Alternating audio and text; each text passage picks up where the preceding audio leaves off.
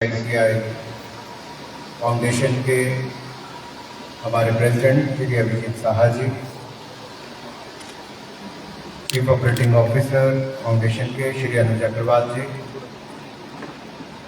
Abhay Sharma ji zonal head ICICI foundation के, principal Meena Thakur ji, मंडल के सम्माननीय अध्यक्ष रमेश जी, महामंत्री भाई सुरेश जी, राजेश जी, हमारे नगर के अध्यक्ष आदरणीय मनोज जी, उपस्थित सभी अध्यापकगण, सभी विद्यार्थियों, मीडिया से आए हुए मेरे प्रिय मित्रों,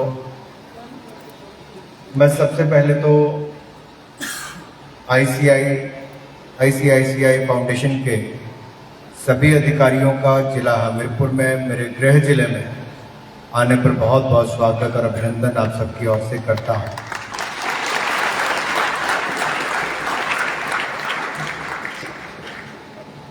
आप में से किस किस को लगता है कि पानी हमारे जीवन में जरूरी है, महत्वपूर्ण है? सबको लगता है। ये अगली पंक्ति वालों को नहीं लगता जितनी मैडम आगे बैठी है। आज के बच्चे मैं हर बार सोचता हूं कि जो भी अभियान चलता है सबसे ज्यादा जागरूक बच्चे हैं, और मेरा सदा मानना रहा है कि समाज में कोई भी बदलाव लाना है तो हमें स्कूलों से शुरू करना चाहिए, विद्यार्थियों से और बच्चों से शुरू करना चाहिए। प्रधानमंत्री मोदी जी ने स्वच्छ भारत अभियान शुरुआत की। मैं सबसे बड़ा बदलाव देखता हूं कि विद्यार्थियों में आया है। वो कुछ टॉफी, चॉकलेट, चिप्स या कुछ भी खाते हों, खाना खाते हों, तब भी वो अब सड़कों पर कुछ नहीं फेंकते। वे अपने बैग में डाल लेते हैं, डस्टबिन में डालते हैं, या इंतजार करते कि घर में जाकर, स्कूल में जाकर कूड़ेदान में डालना है। सबसे बड़ा बदलाव अगर कोई लाया है तो हमारे विद्यार्थी लाए हैं। उसके लिए मैं आज के विद्यार्थियों को, युवाओं को बहुत और जैसे कहते हैं कि एक माँ अगर शिक्षित हो, वो केवल एक महिला शिक्षित नहीं होती, उससे पूरे परिवार को शिक्षा मिलने का, एक पूरी पीढ़ी को वो भी फायदा मिलता है। उसी तरह से ही विद्यार्थियों के माध्यम से कोई विषय अगर जाता है तो सबसे पहली बात वो करता है घर में जाके अपने माता पिता को बताता है, या स्कूल में नई चीज जो क्लास में पढ़ाया जा रहा है उसके अलावा कुछ भी आपके साथ नया होगा, आप घर जाकर वो अनुभव शेयर करते हो, और कहीं ना कहीं उससे जागरूकता बढ़ती है। आईसीआईसीआई फाउंडेशन का मैं आभार इसलिए प्रकट करता हूं कि उन्होंने पानी को छुआ है।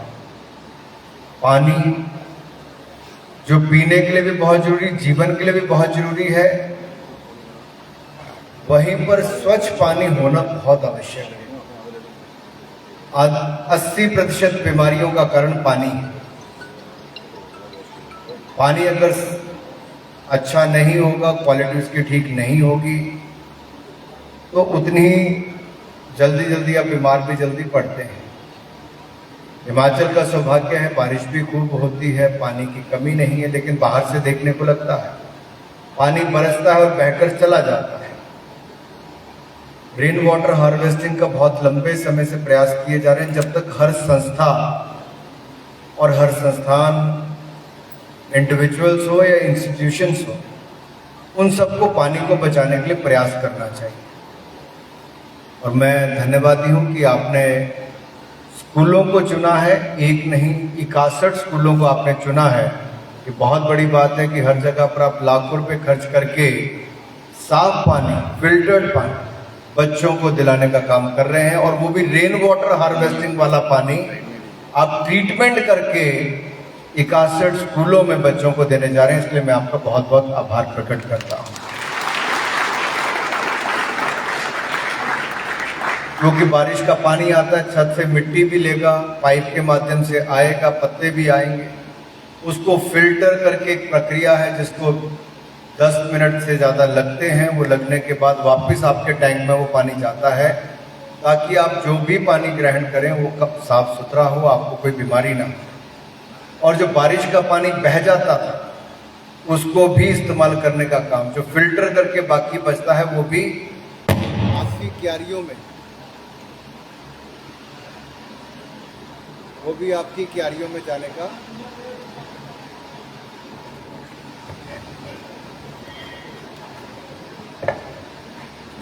वो भी आपकी क्यारियों में जाने का काम होगा, ताकि आप उससे कुछ सिंचाई के काम भी आ सके। मेरा एक निवेदन आपसे है, अभी बरसातें आने वाली हैं, उससे पहले पहले थोड़ा समय, अब तो 15-20 दिन का समय बचा है। प्रधानमंत्री नरेंद्र मोदी जी ने कहा था कि हम आज़ादी का अमृत महोत्सव बना रहे हैं, आज़ादी के 75 वर्ष हुए। हम अपने अधिकारों के साथ साथ अपनी जिम्मेदारियों की बात भी करें। We should not talk about only our rights but responsibilities also. So being a responsible citizen, we should all try to save water.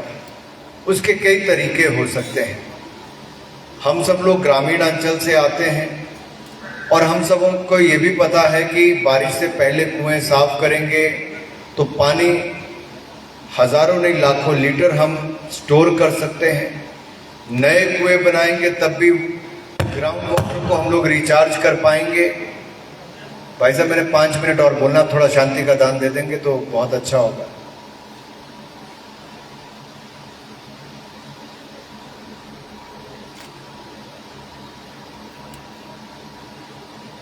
बरसातों के आने से पहले पहले हम पानी बचाने के लिए क्या कर सकते हैं? प्रधानमंत्री जी ने कहा है कि अमृत सरोवर बनाने हैं। क्या आप अपनी पंचायत के प्रधान से, अपने कॉरपोरेशन के जो चुने हुए कॉरपोरेटर हैं उनसे पूछ सकते हैं कि क्या उन्होंने ग्राउंड वाटर रिचार्ज करने के लिए रेन वाटर हार्वेस्टिंग पे क्या किया? आप अगर गांव से आते हैं कुछ लोग, तो वहां पर पता कर सकते हैं कि उस पंचायत के प्रधान ने वाटर रिचार्ज करने के लिए, वाटर स्टोरेज के लिए क्या कुएं तालाब बनाने का काम किया है। हम लोग हर जिले में 75 अमृत सरोवर बना रहे हैं, जो कम से कम 1 एकड़ भूमि में, यानी कि कम से कम 10 कनाल भूमि में बड़ा तालाब बनेगा। वो 50 कनाल भी हो सकता है, 20 कनाल भी हो सकता है, 30 कनाल भी हो सकता है, निर्भर करता है कि हमें कितनी भूमि में बनाना है। हम सब लोग प्रयास करें कि पानी को बचाने के लिए। आप बोलेंगे कि मैं तो कैसे करूं, मेरा घर है। आप इस्तेमाल करने में अगर थोड़ी सा ध्यान रखेंगे, कई बार हाथ भी धोने हो तो पानी का बहाव हम लोग बहुत तेज करते हैं, तो जितना आपने कंज्यूम करना होता है उससे कई गुना ज्यादा आप उसको बर्बाद करने का काम करते हैं। फॉर एग्जाम्पल, आपने ब्रश ही करना है, तो आप अगर एक मग भी लेंगे तो आपका शायद आधा मग भी इस्तेमाल ब्रश करने के लिए नहीं होगा, लेकिन टैप को खोल देंगे तो न जाने कितने मग वाटर आप उसमें बर्बाद करेंगे। ये पानी इतना कीमती है क्योंकि सरकारें आपको चार्ज नहीं करती, तो आप इसकी वैल्यू नहीं समझते, सच्चाई ये है। लेकिन वही पानी अगर आप किसी दुकान पर जाते हैं तो आपको 20 रुपये लीटर मिलता है, तो कई जगह 50 रुपये लीटर भी मिलता है। और कई देशों में 1 लीटर पानी 100 रुपये लीटर से कम नहीं मिलता है पीने के लिए। राजस्थान के कई इलाके ऐसे हैं जिसमें 1 कप में लोग दिन में नहाने का ही काम करते थे, ऐसी हालत भी थी। कई बार चीज होती है तो हम उसका महत्व नहीं समझते हैं। शेव कर रहा होता है कोई, आपके तो अभी दाढ़ी दूढ़ी आई नहीं, शेव करते नहीं होंगे अभी तो, लेकिन जो करते हैं तो वो भी कई बार टैप खोल देते हैं तो वो भी चल रहा होता है, पानी वो अपना लगे होते तब तक 2 मिनट पानी बहता रहता है। हम उसका उपयोग कैसे ठीक करें? फॉर एग्जाम्पल, पंखे, आप क्लासरूम में नहीं हो तो पंखे बंद होने चाहिए, तो बिजली की भी बचत होगी। कार्बन एमिशंस कम कैसे हो? हम दुनिया में, हमारी आबादी 1/6 या 1/7 होगी, 130 करोड़ की आबादी है, दुनिया का 7वां, 1/7 अगर मैं बात करूं तो बहुत बड़ी आबादी है। लेकिन कार्बन एमिशन हम फिर भी कम करते हैं दुनिया की दृष्टि से। जो विकसित देश हैं, डेवलप्ड नेशंस है, उनकी कार्बन एमिशन ज़्यादा है, उन्होंने इंडस्ट्रियलाइजेशन का लाभ भी उठाया, उनकी पर कैपिटा इनकम भी ज़्यादा होगी। लेकिन अगर हम आज जागरूक होंगे तो उसका लाभ ये होगा कि हम कार्बन एमिशन कम भी करेंगे, पर्यावरण को भी बचाएंगे और भविष्य के लिए एक बेहतर, स्वच्छ और सुंदर भारत बनाने का काम हम सब लोग मिलकर कर सकते हैं। और हमारी ये जिम्मेदारी है कि इस बार की बरसातों में हम सब लोग एक एक पेड़ जरूर लगाएं। मैं चाहता हूं प्रिंसिपल नैना ठाकुर जी से कि आप भी फॉरेस्ट डिपार्टमेंट से रीच आउट करें, उनसे बात करें, हर बच्चे के पास एक एक पौधा हो, जाकर लगाएं और अपनी जिम्मेदारी ले कि आने वाले सालों में वो पौधा इनको बचाकर भी रखना है, पौधे की ग्रोथ और अपनी ग्रोथ को साथ साथ चलते देखना है। वन ही जीवन है, जैसे जल ही जीवन है वैसे वन से ही जीवन है। दुनिया भर के लोग हिमाचल प्रदेश में इसलिए आते हैं, एक और देवी देवताओं के दर्शन करने, तो दूसरे प्राकृतिक सौंदर्य और स्वच्छ वातावरण इसका आनंद उठाने भी आते हैं। हमें जंगल को भी बचाना है। हमारे यहाँ पर जंगलों में बहुत सारी आग लगती है, बहुत सारे लोग मूक दर्शक बनकर देखते रहते हैं, लग गई आग तो हमारा क्या, हम तो नागरिक हैं। ऐसा नहीं है। उस आग के कारण टेम्परेचर भी कैसे बढ़ता है, ना जाने कितने लाखों करोड़ों जीव जंतु उसमें मर जाते होंगे। पशु पक्षी, जिनके बच्चे पशु पक्षी वो सब उसकी आग में लपेट में मर भी जाते हैं। शायद हम में से बहुत कम लोग उस दिशा में कुछ देख भी पाते हैं। उस आग से बचाने के लिए भी क्या हम कोई अभियान पहले छेड़ सकते हैं? इस दिशा में भी सोचना चाहिए, क्योंकि पाइन नीडल्स जो गिरती हैं चील की, उसको लेकर भी सेल्फ हेल्प ग्रुप के माध्यम से बहुत कुछ बनता है। एक छोटी सी मशीन लग जाए तो उसको कॉम्प्रेक्स करके उसके छोटे छोटे पैलेट्स बन जाते हैं, जो आपको पावर प्रोडक्शन के काम भी आते हैं, कोल बनाने के काम भी आते हैं। उसके 10 तरह के इस्तेमाल और किए जा सकते हैं। उसकी आइटम्स बनती हैं टोकरियों से लेके बाकी सब। बात छोटी है, मैं सब युवाओं के बीच में इसलिए कर रहा हूं क्योंकि हमीरपुर भी जंगल से भरा हुआ है। क्या हम अगले साल, अगर इस साल संभव नहीं है तो अगले साल की गर्मियों से पहले क्या गवर्नमेंट बॉयज स्कूल हमीरपुर ये तय कर सकता है कि जंगलों में जाके टीचर्स के साथ हम कुछ एक क्षेत्रफल ऐसा लें जहां पर सफाई का काम हम लोग करेंगे? क्या हम स्वच्छता अभियान का ये भी काम ले सकते हैं कि हम अपनी गली, अपना मोहल्ला, अपना स्कूल, अपना गांव, कोई ज्यादा समय नहीं लगता है, हम अगर रोज के 10 मिनट भी लगाएंगे तो बहुत साफ सुथरा रह सकता है।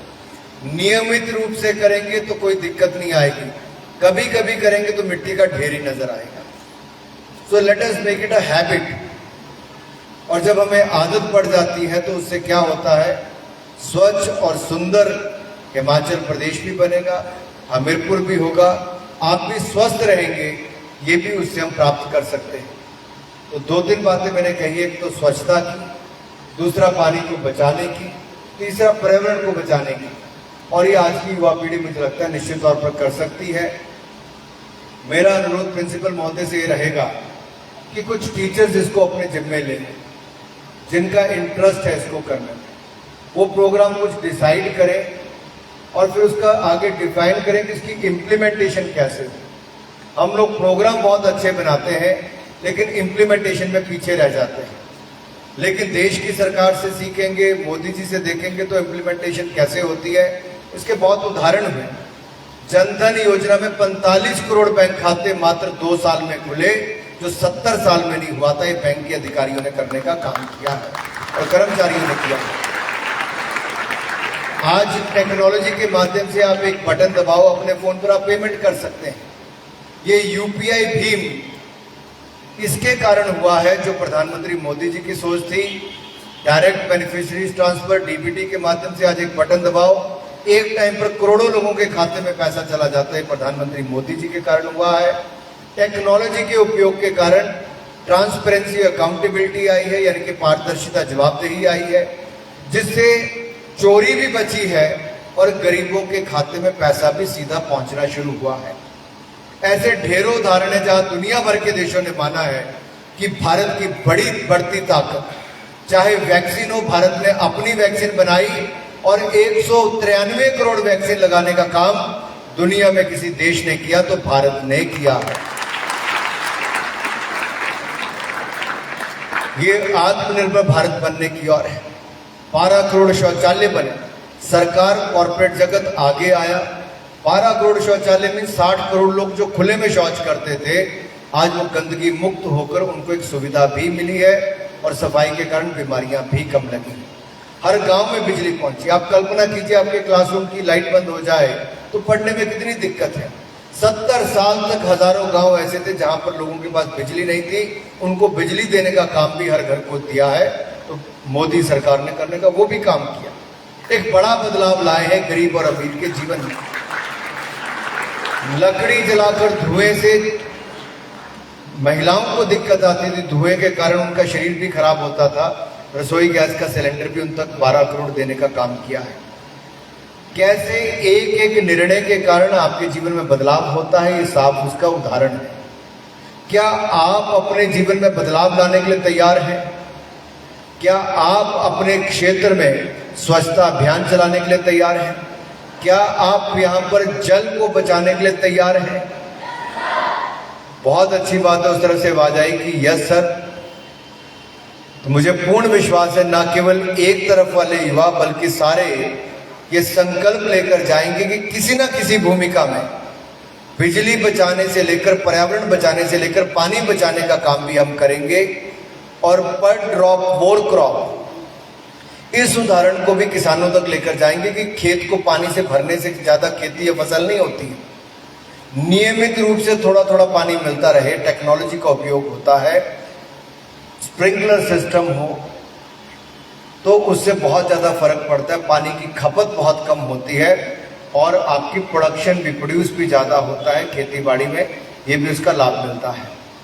मैं आशा करता हूँ कि इन सब विषयों पर भी शिक्षा के अलावा जो प्रैक्टिकल चैलेंजेस हमें आम जिंदगी में आते हैं उस पर भी आप चर्चा करेंगे और लाभ पहुंचाएंगे। ICICI फाउंडेशन के सभी अधिकारियों का एक बार फिर साहा जी, गुप्ता जी और बाकी सबका मैं आभार प्रकट करता हूं कि आप आए हैं।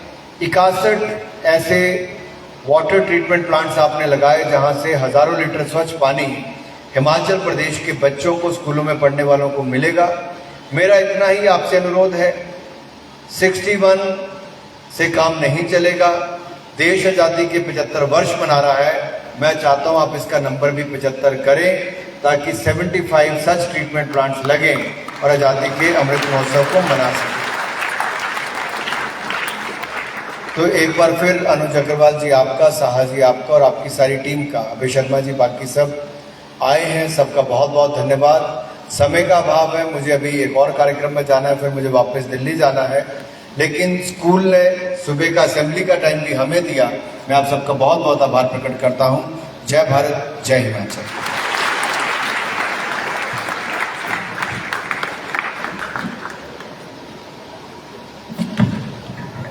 Thank you sir, thank you very much.